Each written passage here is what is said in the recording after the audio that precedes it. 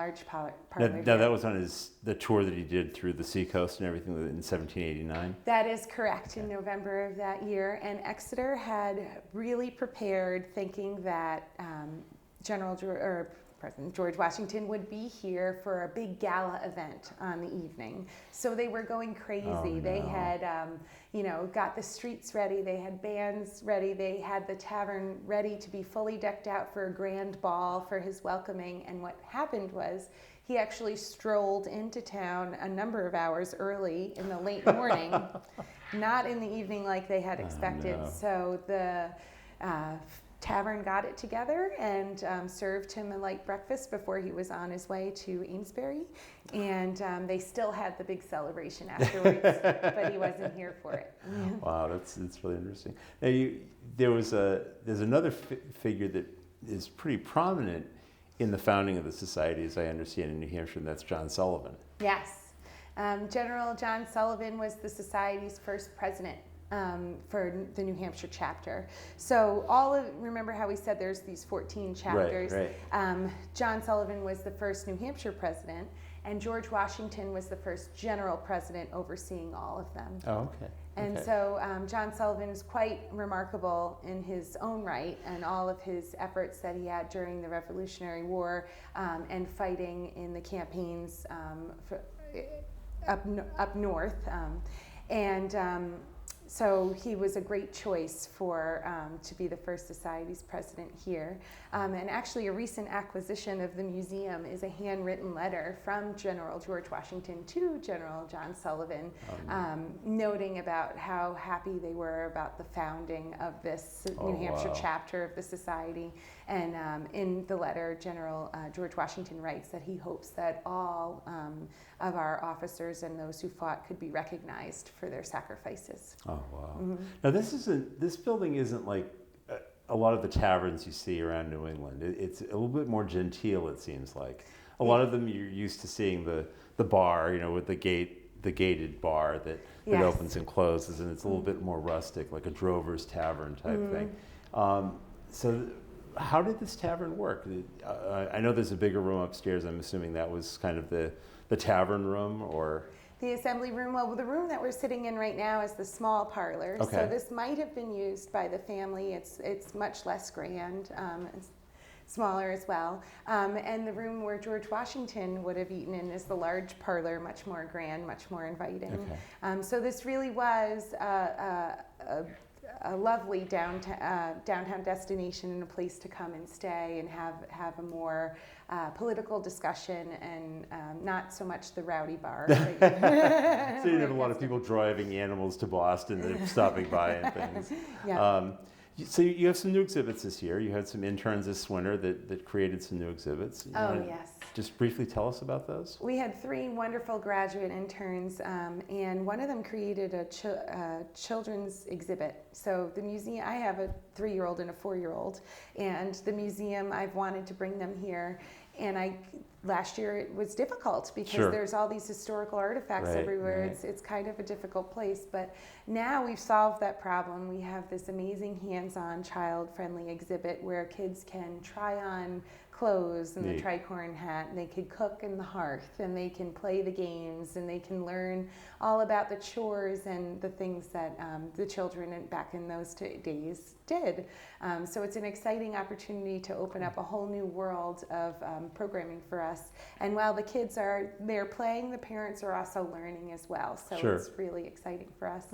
We also have another exhibit on medicine in the Revolutionary War, and this is a must for anybody. It is gory and awesome and amazing, and just to hear about the way things were amputated and the medicine that was used, or medicine, I should say. And I mean, any 12-year-old boy within an 80-mile radius needs to get over here and see this exhibit. So, and our third is, of course, on the Society of the Cincinnati in New Hampshire. That's neat. So you rely pretty heavily on interns then, too. We do. We had 3 this winter, and we'll have 8 this summer. Oh, that's great. And it really is, the entire effort of the museum is relying heavily on volunteers, period. So interns provide that great back of support in terms of research and helping program on a daily basis. all of our tours are volunteer run, and Oh, that's wonderful. they're so great. Some of our volunteers have been here for years and years, and some are new just this Sure. year. And each of them gives a little bit of a different tour, because they each have their own favorites, Right. if you will. So, and they're what makes the museum go round for sure. Excellent. So you have some events coming up this year. Yes. You have, I know, July 4th you're open, and you have a 4th of July celebration here. We do, and it's amazing. There's not too much going on in downtown Exeter on July 4th, but our museum is open, and this is such a fantastic day to get to learn about your nation's founding. So. Sure. Okay.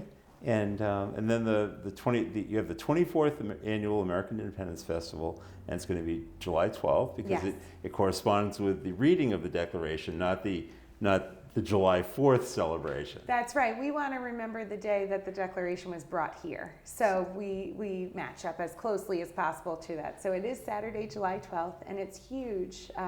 The whole museum grounds are going to be filled with reenactors. We're going to have the British here as well as some patriots. We have an artisans village with all sorts of, from shoemakers to printers to blacksmith. And down on Swayze Parkway, we have cannons which fire and a battle reenactment. So there's so much to enjoy. And you're also going to have a surgeon this year, too, I understand. We're going to have a surgeon with his surgeon's tent. So if you didn't have Excellent. enough from the exhibit, you can get more. And our tavern will be a tavern again. We're opening it up. Oh, that's great. And we'll have some beer served here as well, and some history of the brewing of beer as well. Neat. And then you also have other things. You have the Purple Heart Day in August. Yes, to really celebrate and commemorate that as well. Yeah. And then you have a lecture, I guess, on New England powder houses, also in August 28th. Mm-hmm. And we'll actually put a link. We'll put information up with your website and everything, and how people can get a hold of you and see all this, and that'll be on the show. And then you have what sounds like a couple of really neat programs coming up. You have Ghosts at the Museum in October, October 25th.